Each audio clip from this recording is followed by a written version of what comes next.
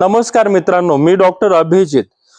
हे माझ्या हातामध्ये विड्याचे पान किंवा नागिलीचे पान दिसत आहे। याचेच औषधी गुणधर्म शॉर्ट मध्ये या व्हिडिओ मध्ये बघूयात। सगळ्यात पहिलं आपण जर बघितलं याचं धार्मिक महत्व देखील आहे। विविध पूजेच्या सामग्रीमध्ये आपण हे पान वापरत असतो, पण आपण हे विड्याचे पान म्हणून सेवन करत असताना पण वापरत असतो। पण हे सेवन करताना फक्त आपल्याला हे पान आणि त्यासोबत सोपच खायची आहे, त्यासोबत तंबाखू चुना याचं सेवन करू नका, ते आपल्या शरीरासाठी हानिकारक ठरणार आहे। तर सगळ्यात पहिला औषधी गुणधर्म आपलं पचन सुधारण्यासाठी उपयोगी ठरणार आहे हे नागिलीचे पान। जेवल्यानंतर आपलं पोट फुगल्यासारखं वाटत असेल, गच्च गच्च वाटत असेल, तर तो त्रास कमी करण्यासाठी, पचन व्यवस्थित करण्यासाठी हे नागिलीचं पान उपयोगी राहणार आहे।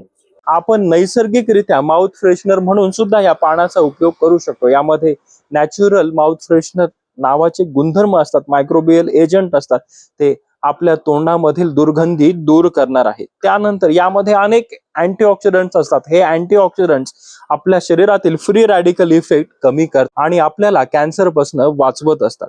आपल्याला गळ्यामध्ये खवखव होत असेल किंवा मग सर्दी खोकला असेल, तर आपण याच्या पानाचा जर काढा सेवन केला तर आपल्याला नक्कीच फायदा होणार आहे।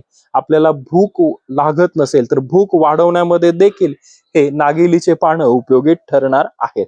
आपल्याला वारंवार माउथ अल्सर्स होत असेल तर माउथ अल्सर्स दूर करण्यासाठी सुद्धा ह्या नागिलीच्या पानाचा काढा किंवा नागिलीचे पान जर आपण व्यवस्थित चावून खाल्ले तर आपल्याला त्याचा फायदा होणार आहे। यामध्ये अनेक प्रकारचे अँटीऑक्सिडंट्स विटॅमिन्स असतात, ते आपली रोगप्रतिकार शक्ती वाढवत असतात।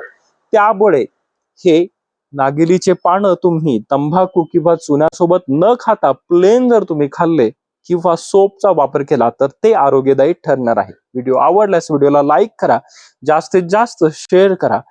इंस्टाग्राम, यूट्यूब आणि फेसबुकवर असेच माहितीपूर्ण व्हिडिओ बघत राहा।